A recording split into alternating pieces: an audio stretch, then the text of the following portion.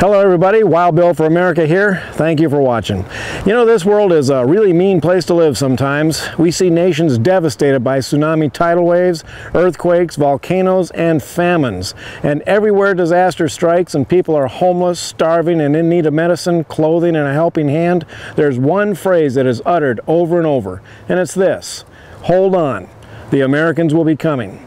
And they're right. The United States of America is the one nation that the poor and suffering have learned they can count on when things get tough. The citizens of this country have given more of their time, money, and even their lives than all other nations combined. They do it to help people they have never met. Why? Why do we do these things? Why is it that when the United States military lands on foreign soil, the poor people run towards them rather than away from them? I believe it is because of the American heart.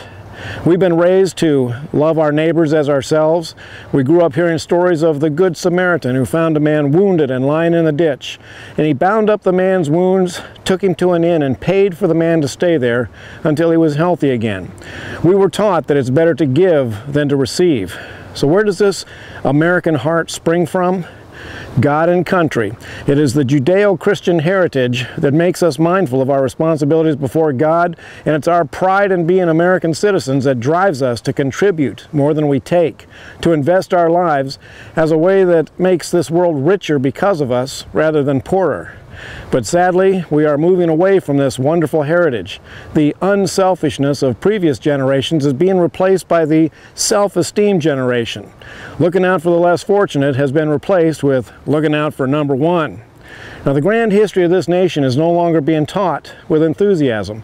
Responsibility before God is being shoved aside, and sadly, our younger generation is losing the willingness to serve others or the pride in being an American that teaches them to stand on their own 2 feet, to uphold the great American traditions of hard work, honesty, and selfless courage. Now, I've seen and talked to the Occupy protesters, and I just don't see those people ever sacrificing their own comfort, money, or time for the less fortunate. They're out to get whatever they can get for themselves. Now, we dare not let the American spirit die. There are too many poor, suffering people who need our help. We need the American spirit based on the faith of our fathers to keep us faithful to God and country and to make us a decent, unselfish people. 2012 is upon us, and this is the year to restore the American spirit by remembering what this great nation stands for and what our previous generations accomplished. God and country is our rallying cry, and the younger generation needs to hear it loud and clear. We need a new motto in this country. How about this? God and country above self. This is Wild Bill for America. Thank you for watching, and God bless America again.